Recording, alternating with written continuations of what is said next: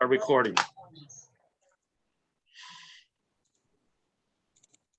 I should have had these open. Bear with me, you guys.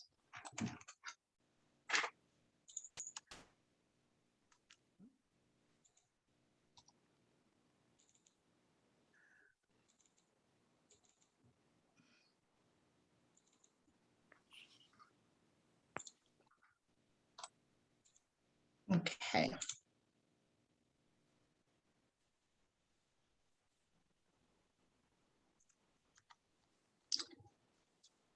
Give me a second, I just opened it. There we go. Okay. All right, so we're going to go ahead and get started. Welcome, everybody. Good morning, if I haven't spoke to you already. Thank you for attending today's meeting of the Fentanyl Work Group.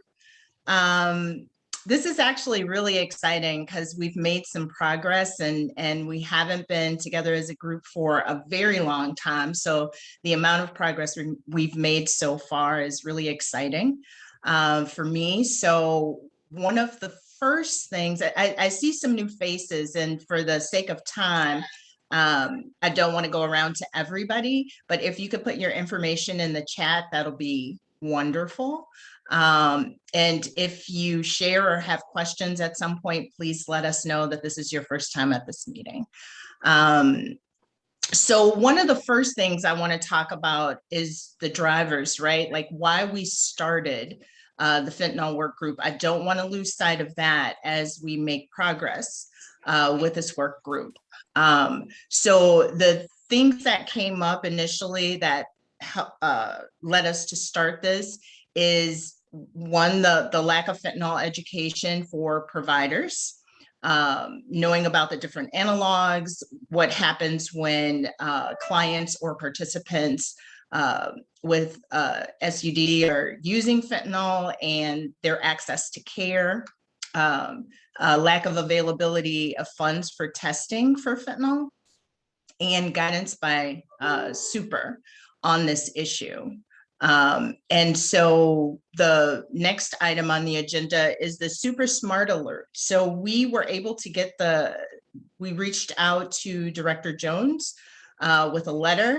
They responded, Super responded very quickly, which was amazing.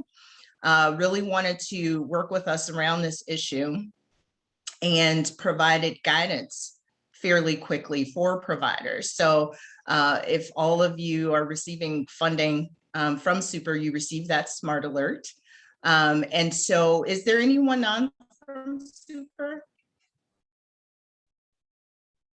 No? Okay. So I was really interested to hear what the provider response was to the Smart Alert. So you guys on the call now, as providers, what has been your feedback? What's your feedback, or what has been your reaction to the guidance they provided? And has everybody seen the Smart Alert that speaks to fentanyl, the fentanyl issue?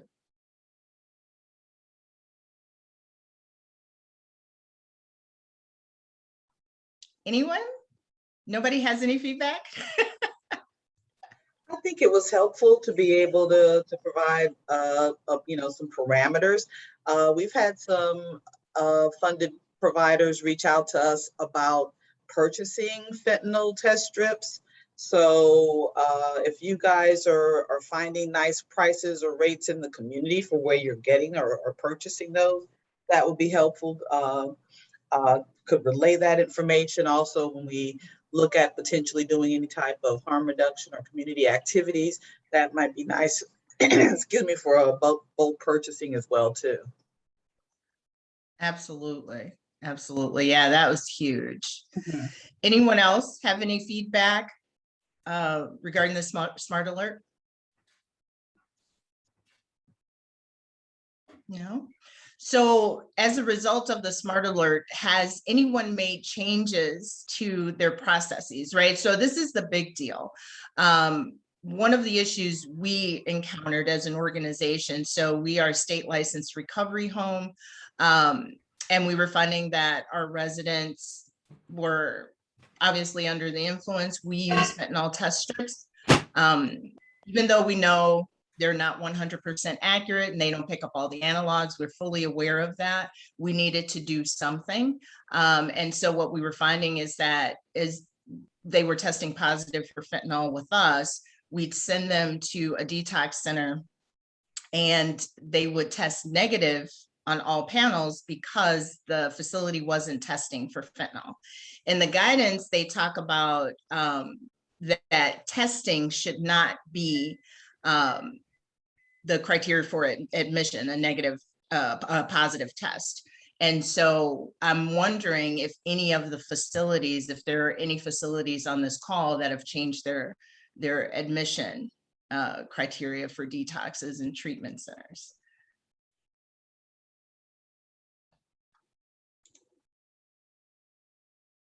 Everybody's so quiet today.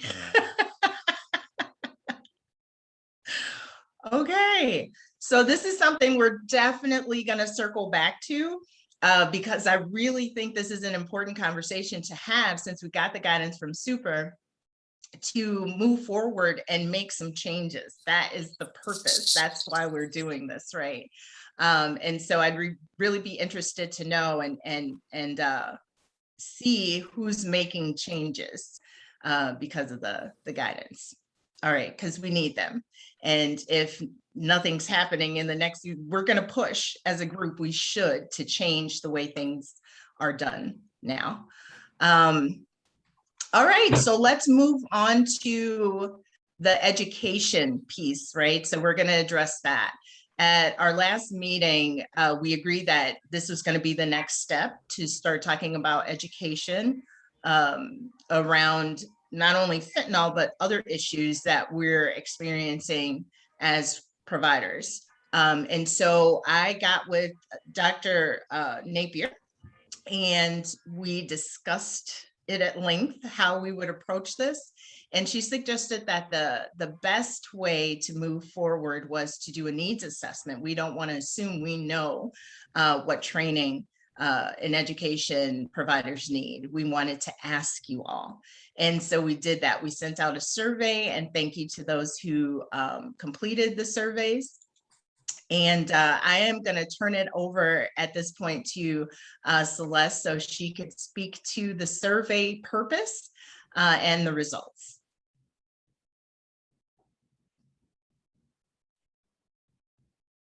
So, Dr. Nate? Can you hear me okay? Yep, so we can hear you great. I'll just provide a little introduction. I think Vonna has a terrific overview of the survey, so I'm hoping that she'll still go through her slides. But what I think is useful is sort of, again, the goal of this was to try to get an idea of what people feel they need more training in. And so we put together the survey between Vonna and I, we tried to make it to where we could not only determine what the needs were, but to get some idea of the demographics so that we could make some conclusions as to whether we needed to customize the training based on certain populations or particular providers or healthcare givers.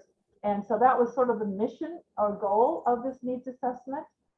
As I understand it, I think an email went out to about 500. Is that correct, Lee? Did I hear you there correctly? The task force, yeah, has about 500 plus emails in it. Right, and so that was very good, thank you. We unfortunately, the response rate was very low. We only got about 25 responders, I believe. And so we could learn something from this in terms of how to engage the people that we're trying to get information from, including you guys. I mean, there's 23 of us on this Zoom now. So I'm hoping that if all of you guys had the opportunity to respond to the survey that you did. If you didn't, maybe Vonna, we could resend it out to this group and get the input from this group for sure. But then what we did find though, and I'll give a quick demographics overview, and then Vonna's going to overview the actual data, and then I could sort of end with a summary and conclusions. But the demographics were really good. I mean, we got a broad representation from social workers, physicians, treatment center presidents and directors, community outreach. They were from not-for-profits, academic treatment centers as well as community-based treatment centers. And the populations that they served included the general population, those who had severe comorbidities with mental health, homeless, those coming from the criminal justice system, as well as racial minorities and medically underserved communities. So I think we got a really broad representation of the populations of concern. So kudos to Vana and Lee for getting this. I think it's just really terrific. So with that background, Vana, I'd like to turn it back over to you. And let's see your totally awesome slides that you put together reflecting the survey. Sure. All right. So I put together this, I am a visual learner. So instead of giving you like the Excel spreadsheet version of this, I thought I would put together the slide so we could see the results on each of the topics here. So I divided it up into, of course, the topics that we gave you guys. And then at the end, it kind of asked if there were additional things that you'd like training on. So the first one was modern prevention strategies, as you could see here. The highest is a moderate need for training at 56%. And I'll provide these, we'll send these out through the task force so that you guys can have this. So my thinking too is that you guys can use this in your own organizations. We can talk further about training here for all of the providers, people in the work group and who are involved with the task force, but you could take this information too back to your own organizations if you have internal training that you would like to do. So that's the first one. Let's see. So the scientifically validated treatment protocols, you see here the high need for training 24%, moderate need 54% for this one. I'm not going to go through each of the numbers. You guys can go ahead and take a look at that for yourself. The scientifically validated recovery paradigms, that is a moderate need for training again at 50%. Nobody said that was not applicable to their job. So that's great. Diversity related prevention, treatment, and recovery. So the moderate need for training here is 60%. So some of some of them are really high, like people really want these trainings. So thank you, Celeste. You're giving the credit to Lee and I, but you came up with quite a few of these topics for education. Vulnerable populations, moderate need at 44%, high need for 24%. There were not a lot of high needs. There are a few, and this is one of them. Most of them hovered around the moderate need. Optimizing healthy choices during recovery. This is a moderate need at 42% and a high need at 25%. Pharmacology, the various opioids, fentanyl training, high need 40%. So this is still very relevant. We all need education around this, and I think it's constantly changing. So this is definitely at the top of our list for training. Methods to diminish stigma. I think this is a big deal for us in what we do. And it's both high and moderate need here. So people want training around this as well. Engaging the family and significant others, 52% moderate need here. A couple said, not applicable, no need for training. So, and then the other topics of interest, so just so you know, I copied and pasted every response. I didn't want to leave anything or anyone out. So one of the things was current community resources, opioids and pregnancy. Big deal. I know with the Women's Treatment Center closing, that was one of the places that treated women who were pregnant with OUDs. So I'm sure that's a hot topic for treatment providers right now. applying for grants, working with police advocacy, evidence-based models for street outreach for SUD, OUD, forum for formal and informal recovery housing, which is a big deal, but Phoenix has something in the works for that. So we'll be talking about that in the future. And then medication management, big deal, sex offender training. And then somebody said any type of prevention. Yes, I agree. Best practices, trauma therapy in crisis situation, harm reduction techniques.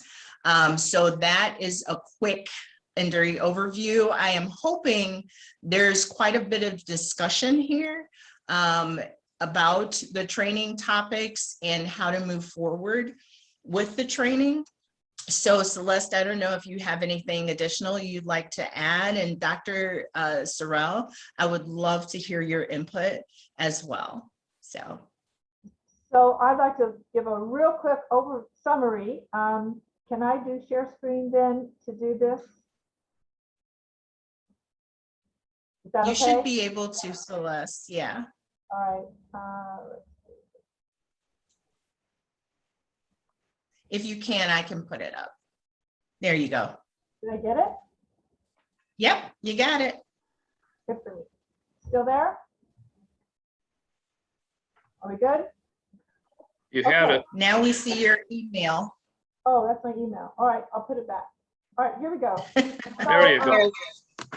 Oh, it wasn't any important email from me to you guys that I was ignoring this morning. Okay, so I'm real simple-minded. So I want to sort of conclude this with a take-home message. So what I did is I went through and simplified some of these outcomes, so where we can summarize the topics, and then I ranked them according to the respondents, the responses when you combine the high to moderate need for training. And so in this table, you can see that the number one, scientifically validated recovery paradigms, 92% of the respondents said there was a high to moderate need for training here. These go on down, diversity-related prevention, treatment, and recovery, engagement of the family and significant others, both at 88%. Scientifically validated treatment protocols, neuroscience of addiction, and pharmacology of the various opioids, all three are in the low 80s, which is really remarkable. And what also made these topics stand out is that they had a high response rate in the high need to receive training category, and that's what's in parentheses, okay? So that can really tell you that these are very important topics. The other four are still very important. Again, it's quite remarkable to see a survey where you have this kind of clustering of responses into the high to moderate need for training categories. So then, and I can send this table out. And then just to summarize, the take home is, because in our section where you could identify other topics of concern, there wasn't a clustering of a particular need. That suggests that we did a pretty good job of covering the field. That, along with the idea that these topics all received a very high rate of high to moderate need, and the fact that our demographics of the responders were a diversity of health professionals and populations served, suggests that we probably did meet the mission of this needs assessment survey in providing good ideas in terms of what topics would be relevant to the health professionals of the individuals that are involved in this opioid work group. So I think it's very good, even though the response rate was low. I think this was very informative, and I think we can use this to sort of springboard then how we're going to move forward in the next step of developing these educational programs. That's wonderful. I'm smiling as you were talking, Celeste, because I'm like, she's such a scientist. Listen. Sorry. So different than how I presented. No, I love it. I love it. It's wonderful. It's wonderful. Tanya, do you want to weigh in? Sure, and that's another reason that we're so happy to have Celeste working with us as faculty here at Rush, for her input and being able to develop this topic. But you know, it's really it's fairly clear, but it does give us the meat. It's one of those things with the truthiness. We knew that these were the likely responses, so now we actually have the validation to be able to move forward with them with some confidence. And this is a nice springboard additionally to be able to look at, in comparison to what we've seen is recently, some activities for education in the community and how we look at decreasing potentially stigmatizing effects. We already have some learning points that we have from COVID-19 or the COVID-19 vaccine. The additional layering for transparency in what's happening and providing the broad strokes across the community is going to be important too. Even general community members, lay people will want to know, well, how do these medications work? How does this happen? What does the naloxone do? And sadly, we missed the boat on that for some of the development with COVID-19 and the vaccine. And that's where the disinformation is able to kind of seep in, because it's not plain straight English, straight talk, but the full extent of the discussion. So I think it really lends credence to how we might move forward, as well as providing, physiology of how that works at a lay level, so that people really have a better understanding of what happens not only with fentanyl, but as well as naloxone. And potentially that brings us as well to medication-assisted recovery, because there's still notable stigma within particularly minoritized communities regarding the acceptance of that, and clarifying myths that it's not replacing one drug for another, et cetera. Yeah, there's a stigma too. We don't like to talk about it, but there's a stigma too within the recovering community about MAR. So I think definitely we need to have that. We need to be having those conversations and provide that training. Yeah. Does anybody else want to weigh in on the results or have questions?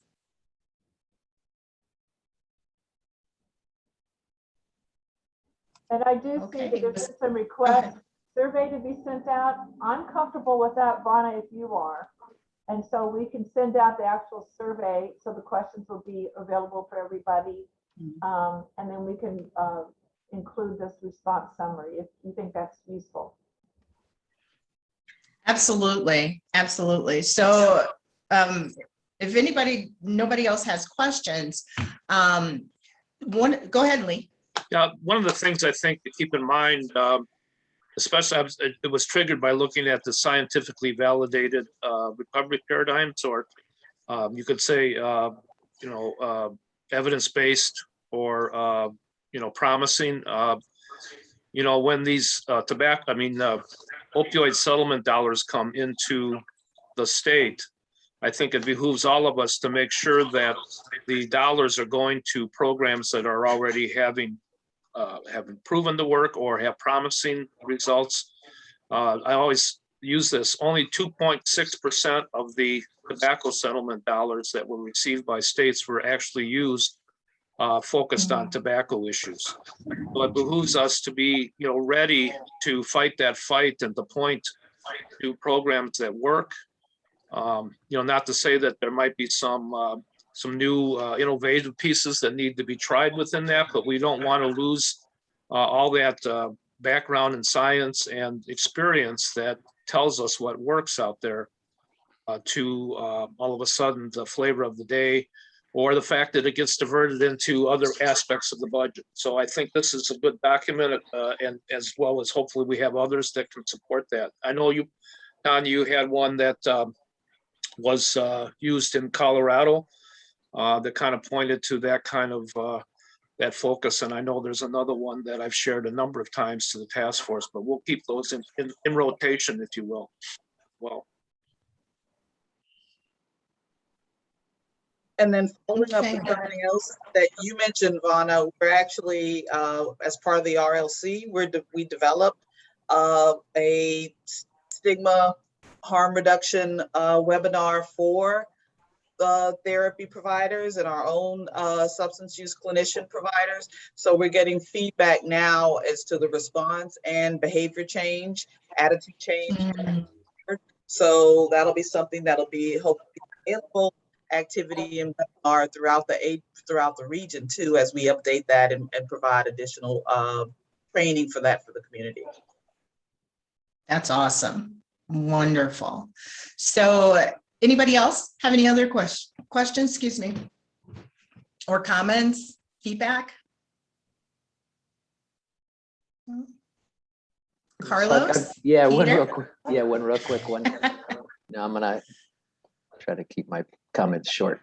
But given the recent situation with the police officer and a lot of the, I think, mythology around fentanyl, I think, we kind of want to, I think, use issues like that to like get a splash and do a, counter pose, right? What's the real science here, right? And so, I can see us putting this out and, the providers will go, cool. But I think if we can do something a little splashier, for want of a better word, to really publicize this, it would be great. Are you referring to the reports that an officer died because an overdose because they touched fentanyl? Correct. Right. And those are not helpful stories to really get the focus on what we need to do. Yeah, for sure. And I just wanted to add too, we can talk about this another time, but we got our fentanyl testing strips in and we're trying to figure out ways to get them to our clientele and then the people we work with in the community. So really, really excited about that. Okay. Now that more people are on, I'd love to ask the question again. Has anyone changed their processes in their facilities, or are people testing now for fentanyl that did not before? Hi, can you hear me? Mm-hmm. Sorry, my mic wasn't working earlier. I'm Katie with Lawndale Christian Health Center, the recovery care coordinator over here. I received an update from Dr. Hi, Katie. It's nice to see you. Yeah, chatting with Dr. Price, and I think he'd be comfortable with me passing on this update. We are staffing medical providers over at St. Anthony's on the medical stabilization unit. Our crisis workers are trained to evaluate patients based off of like a COWS score and not just a UTOC, so that they can be brought up onto the unit. But we've been having a little bit of trouble working with the ED to provide that training. So he's been advocating providers and need to access the MSU or detox unit after 5 p.m. They need to go through the ED, but we're still working with them to implement some of these screening changes. I've seen multiple patients turned away, unfortunately, after hours. So we're still chipping away at that. St. Anthony's does have to pull a lot of providers from like across the US. They're pulling folks that are just doing pretty quick rotation. So it's hard to implement those changes. But, Dr. Price is going to continue in meetings over there. So,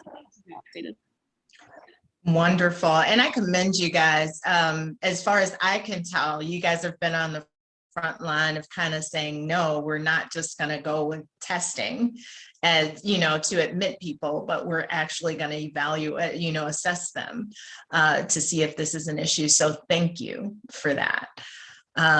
Anyone else want to talk about any changes that they've made or are attempting to make? Yes, hi, this is Peter Gubby from TASC. Hello, everybody. In our DCFS program, we're doing all of our new intakes are getting screened through our lab for fentanyl.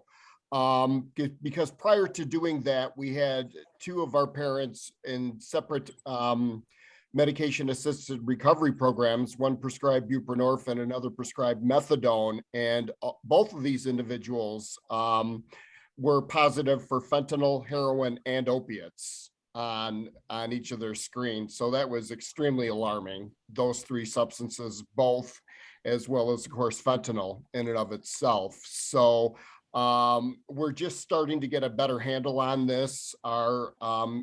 One of our quality assurance committees and looking at crises throughout the state for all of TASC has been looking at making sure we get naloxone in all our facilities. We're going to have actually a dish of naloxone,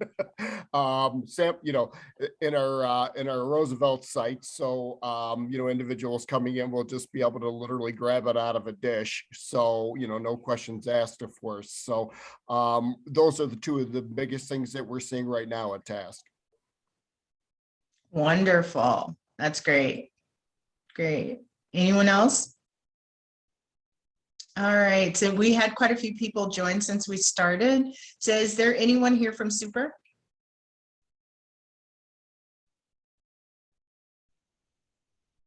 Okay. All right. So the one other thing I wanted to discuss, so Celeste and I in our conversations were talking about so the next steps are we're going to send the survey out again, hopefully to get more responses, right? But we were talking about what the training would look like. So I would really love some feedback from you guys once we decide what as a work group, what the first topic of training is, or maybe we can do a workshop with multiple trainings. What does that look like? Is it virtual? Is it a half-day training? Is it all day? What does that look like for you guys? What would you like to see in terms of training? What one in the physical space or the virtual space? I would really love some feedback for you guys, which will kind of guide our discussions and how we move forward.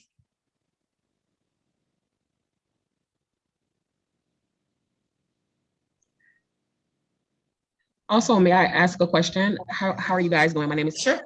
Kenya, and I'm from the Office of State Representative Lakeisha Collins. I'm her office supervisor, and I just wanted to know, like, this sounds like something that we definitely need our constituents to be aware of and how to partake. So, would there be some form of like publication that we would be able to get to our constituents and let them be able to be a part of this progression? That's a great question. I don't see why not. We definitely want we started this focused on, providers, right? Because that's who was a part of mostly on the task force. There's community members there as well. And then we formed this work group, primarily providers, because we were the one, having the issues. But absolutely, we kind of built it in that the community would be a part of this as well, the community as a whole, family members of people with substance use disorder, significant others, absolutely. We don't have a publication as of yet, but if you're on or any kind of, document that we could get out to the community, we can develop something like maybe a flyer or something like that, or a fact sheet. Yes. But they are, tell me if I'm wrong, but community members are welcome to attend the task force meetings. Is that accurate? Absolutely. There's no boundaries, no barriers to being a part of this. And I think I'd like to do this is if anybody on here has some, some information that they've used to educate their constituents, their people in their programs, or the community at large around fentanyl, around any of this, please forward it. And we can take a look and make sure we push that out. I think that probably a lot of the organizations here do have some things like that cover various aspects, depending on their focus, their whether it's treatment or prevention or whatever. But we certainly can share that. Just give us a little time for that to be able to put together and kind of vet it in some ways, so we know we're giving the most important and correct information. And I do want to add that any trainings that the task force and members of the task force want to push forward to the members of the task force, we'll be glad to use whatever promotional pieces that we have, and or Zoom or whatever to support that. Yes, absolutely. Because I'm so sorry. Our office would be willing to our office would be willing to, like, when we get to events, when we do like community community events, to be able to provide them with this information so that people will know where to look for the support. The issue is getting the resources to the people. Like, we can have great ideas and things in place to assist, but if they don't know that they exist, or they don't have a way of being able to connect with it, then it's kind of like, we're working hard, you know what I'm saying, and we're not really getting the traction that we need, or really helping the people that we're engaging to help. So that's just a consistent thing that we have been noticing, and we will publicize it on our social medias, and when we're at events, we'll push it, and whatever the case may be, whatever you need for us to be helpful in getting your efforts forwarded and progressed. Great. Let me send you some information or connect with you via email. Yes. And then we'll make sure you're hooked into what's coming out of the task force, and give you an idea what some of the outreach work is being done in the community as well that might be useful to you as well. So we'll take care of that. Excellent. Excellent. I've submitted our office email, and all of our other information you need. Okay. Yep, I see it there. Thank you. Thank you. Yeah, absolutely. That's wonderful. And that leads me to thinking it may already exist. Do we have the task force meeting?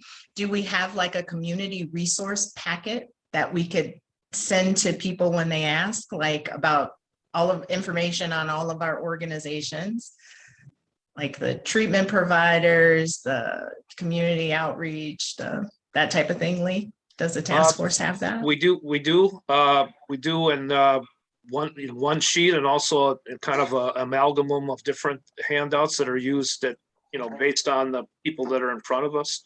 But yeah, we can pull all that, pull that together. So no question.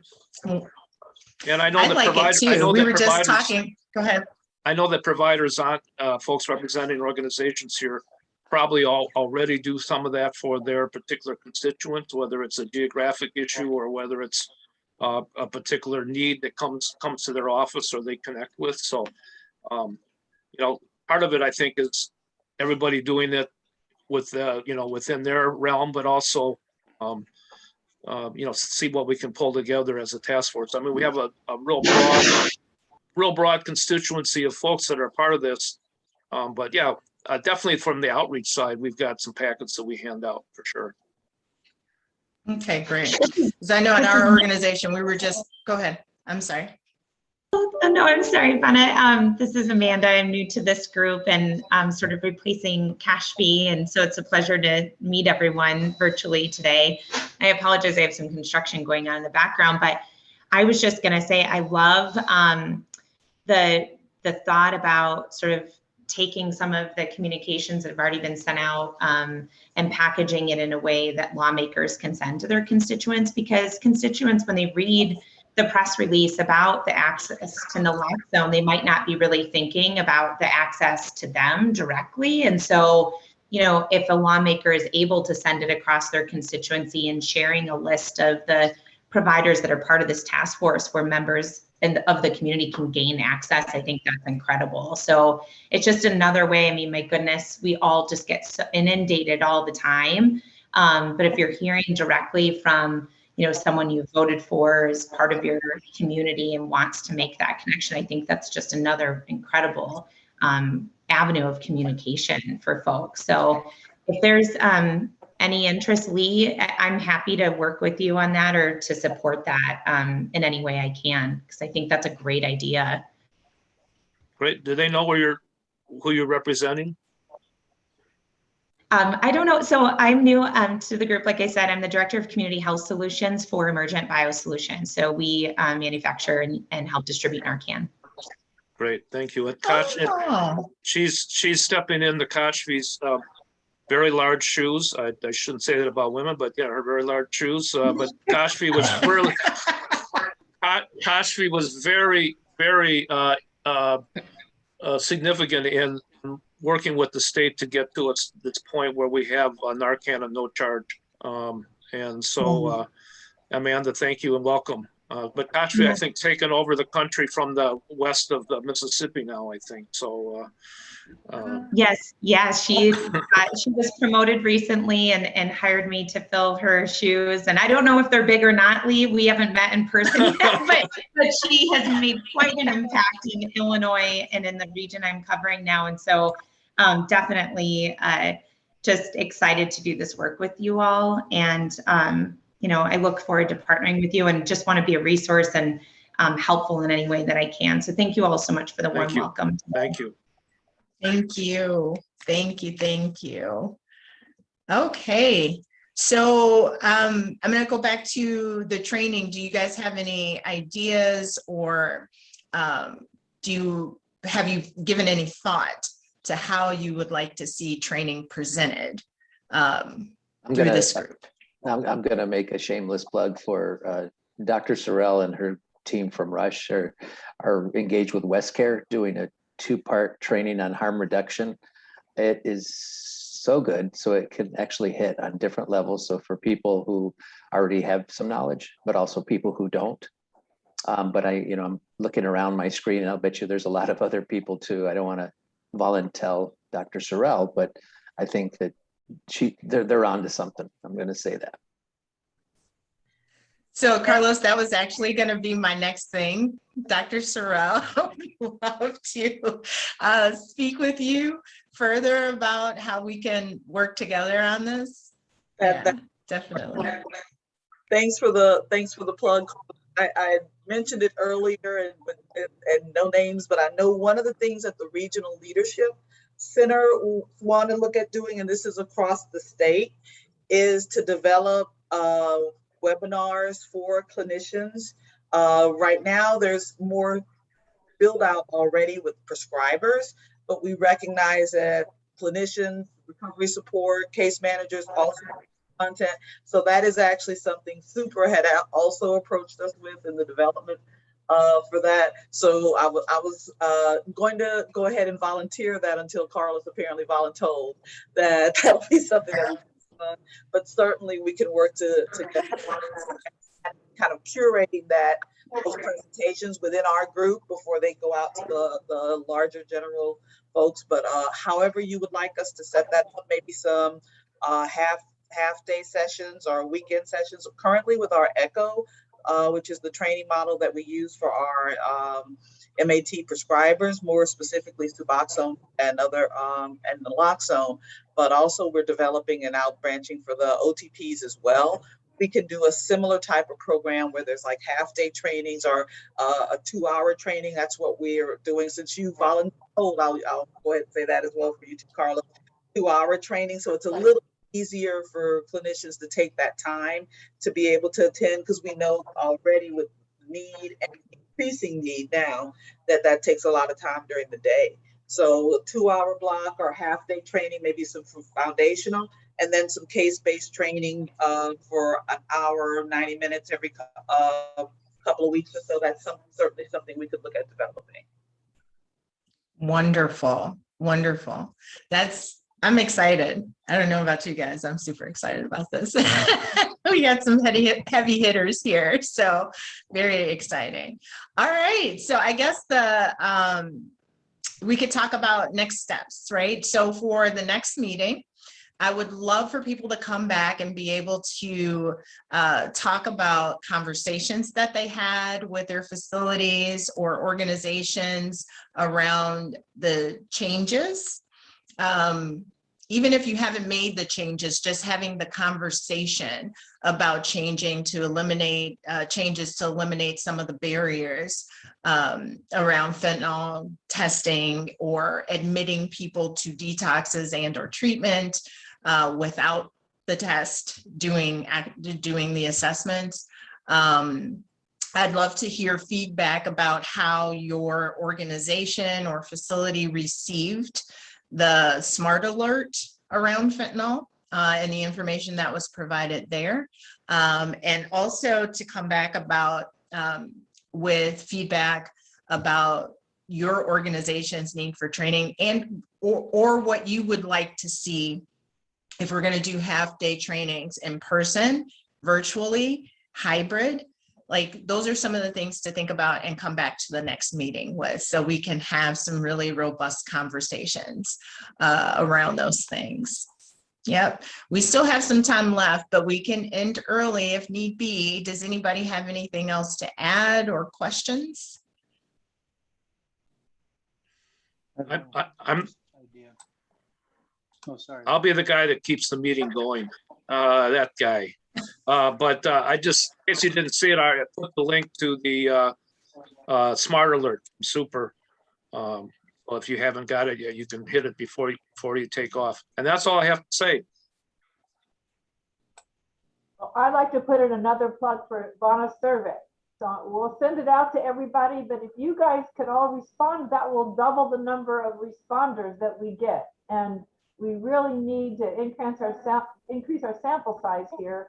And I think that will strengthen our ability to really do a good job of providing the kind of programs where the greatest need is. So we'll send that out, right, Vana? And then I really ask that each one of you provide us a response.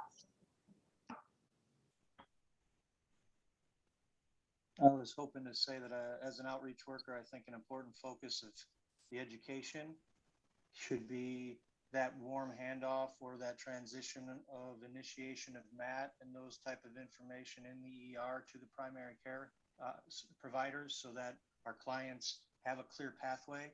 They come in, the ER staff is open about this information, and then they get a way to continue the treatment that was started in that moment. I think we lose a lot of folks, a lot of our clients in that transitional piece. You know, Stefan, that's probably something that some of the folks have been doing this together for the last year or two, or probably longer, but we might need to pool ourselves and kind of figure out, you know, how we want to transfer that information, that experience. I mean, I don't know if it exists outside of, you know, your experience and a lot of the folks that have been doing street outreach for so many years. I'll be glad to work with you on that. I'm sure Lou would, and other folks that have been doing the outreach piece.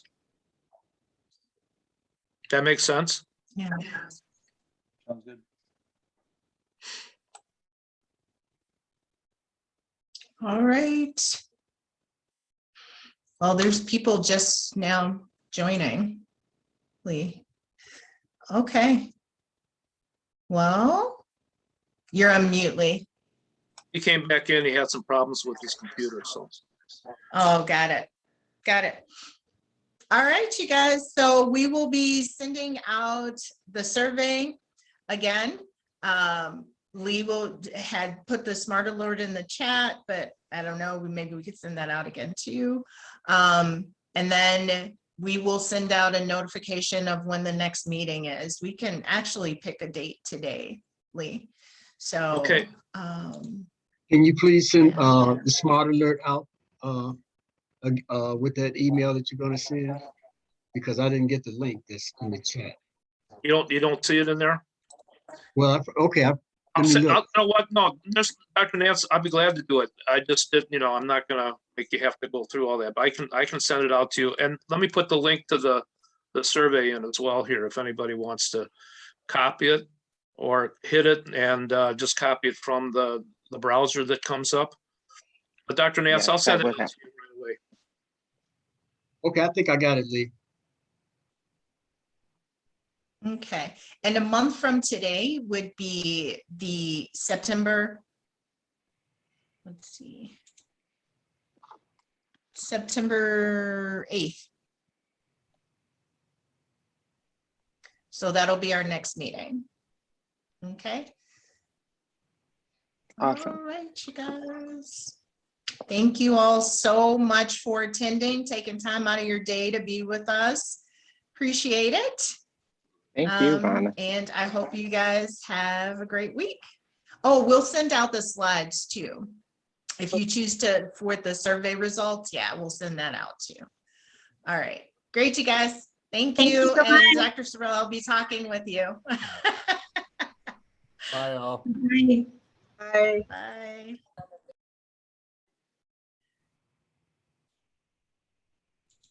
Bye now. Bye, Dr. Nance. Lee, you want to stay on for a bit?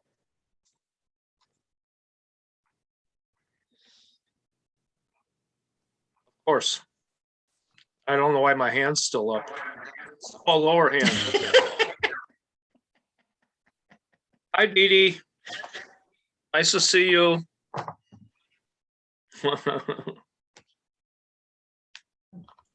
Okay.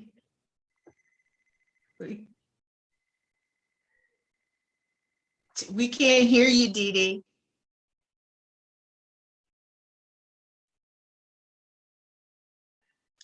She's with Sista and also doing work at, she's also working with women at. Sorry about that.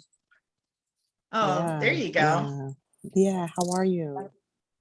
Good. How are you? I'm You know fine, each thank other? you. No, we don't. No.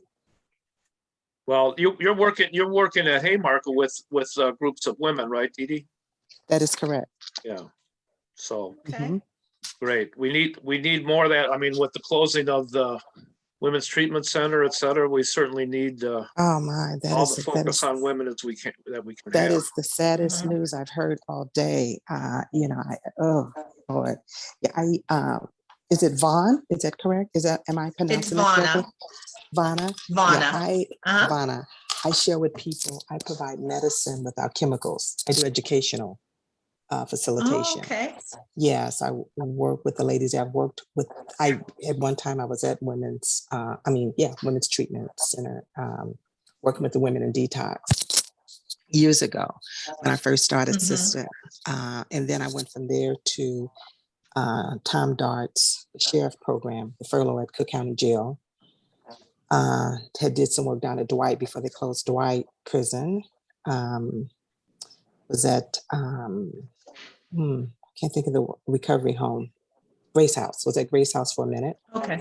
So now I was at Women's Treatment with the Women in WIT, which is Women Integrated Treatment, Mental Health and Substance Abuse. And right before COVID, like a year or so, little less than a year. And then after COVID hit, of course, everything shut down. So now I'm just back going over there, you know, helping them to process, you know, some mental stuff. So yeah, I'm really excited about that. It's a small group, it's 12, but that's good, you know, because it gives people an opportunity to talk and share. Yeah, I'm excited about that. We're in the process, the organization is in the process of collecting school supplies for their children and other women that are, you know, going through recovery for their children. Yes, so that we can help destroy the cycle of addiction and help the children to thrive this fall semester as they return back to school. So yeah, excited. That's really important excited. work. Yeah, supporting those kids' moms. Right. I'm sorry, I got to jump in. Always got to jump in. But no, that's good, Lee. That's okay. I love it when you jump in. I think that let me make sure you two hook up through emails and such, because that might be something obviously valuable to both of you and to the task force itself. Okay. I know everybody's on a short time frame here, so maybe we can just wrap up and go from there. So yeah, absolutely. I'll look forward to next month because I'll be traveling and I'll be able to, you know, because I'm in the office now doing my 9 to 5. So I'll be traveling next month. So I'll be able to share, you know, a little bit more as we prepare for this back to school kickoff fundraiser. Yeah. And nice meeting you, Vana. Nice meeting you. Yeah, and you nice meeting you too. Take care. Thank you. Be safe during this weather, this inclement weather that we're having. Yeah, gotcha. Yeah. Okay. All right. God bless all. Thank you. All right, take care. Bye-bye. All right. Bye-bye. So okay. Celeste, I know it looks like you got to get going here. So sorry. Yeah. That's okay. I just have another. Yeah, I'll give you a call, Celeste. Yeah. I Okay. think this is really great. But I do think to strategize as to how we use these data and take it to the next step will be really important. So maybe when we send out the survey to the members of the committee, we give them a date that we need the data back, give them like 1 week. And then we can look at this and see if we need to revamp the interpretation. And then I honestly would start putting together some agenda so that we could present that by next month. And so that might mean meeting with Tanya as well. And so I think this is really great, guys. Kudos. Yes, Well, it's thank you. And this is exciting. I'm the, excited about it. this is the way the task force needs to work, where things bubble up from folks out here, and it has a West Side, not only a focus, but we're the drivers that I think a lot of other communities can learn from, and both in content and in process. So I think that, that's a real win for, the longevity and the usefulness of this task force. So thank you so much for, Vonna, you pushed this out there, and hopefully we responded in a way. And I think that's kind of what we want to do. This is what we speak to when we talk about this task force. So, right. Can I real quickly, sorry to interrupt, but I did contact the president of the Candor Health Education Center and their headquarters in Hinsdale. And that's the place where I helped develop a prevention educational curriculum for elementary school, middle school students, parents, teachers. That's the one that's in 900 schools in the Chicago suburban collar.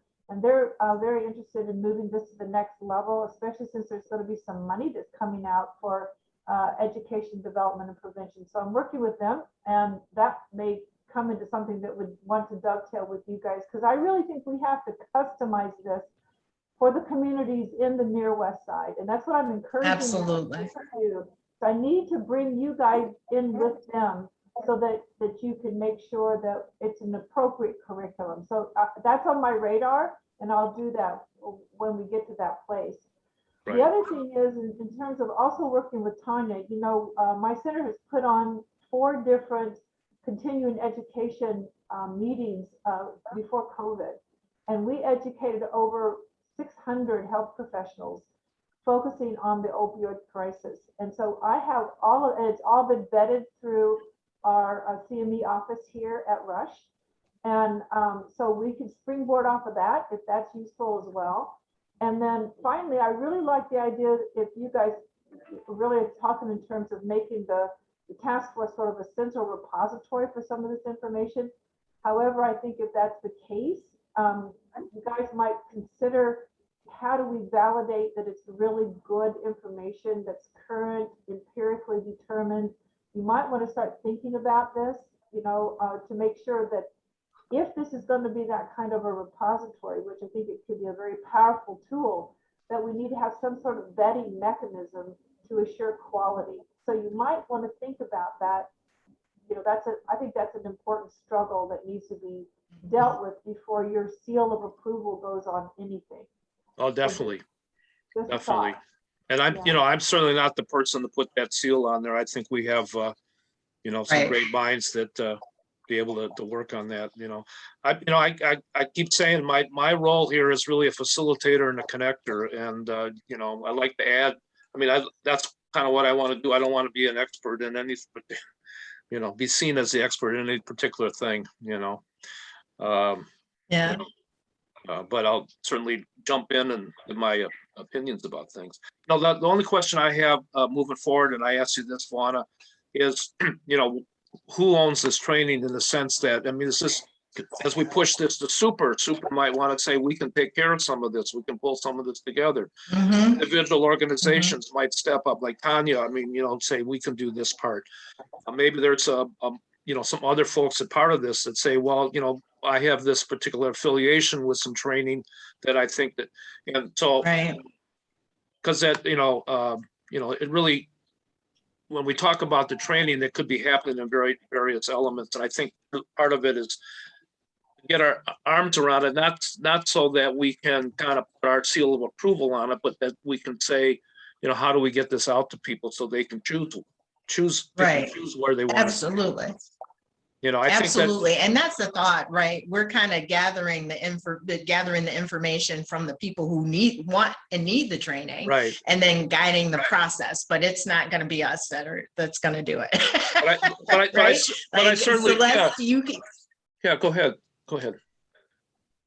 No, I was going to say, Celeste and I talked about this, like there may be pieces of it that we do, but it's not going to be a responsibility of the task force or the fentanyl work group, right? Where it'll be through other organizations, other entities that already exist. But to Les' point, I think we want to make sure, whatever configuration of us do this, is to make sure that it's relevant to, you know, what we're seeing on the west side, so that people aren't kind of saying, well, this is what they need. And I think that's a critical role that we have. And, you know, when we find out it's beyond our understanding, that we need to pull folks in from the west side that can get their eyes on it, to say, yeah, but, or yeah, that's a perfect fit, you know, that kind of thing. So I think that's kind of what one of our key roles is here. So. Yeah. So just really quickly, I want to say I was really surprised at how quiet everybody was on this meeting. I was like, why are they so quiet? I understand previously we had to stop people from talking. So, and I was surprised that no one from Super was on the call, was on the meeting as well. Right. But I'll reach out and see, like, hey, what's going on? You guys were supposed to, multiple people were supposed to be here. So, but that's okay. We'll get them back in. Good. All right, you guys. Thanks. Thank you. A lot of work ahead. Thank you, Celeste. Yeah, but great job. Great job. I'm just learning from you all. It's wonderful. Hey, Andre. All right. All right. Excellent. All right. Take care, you guys. Enjoyed it. Bye-bye now. Bye. Bye.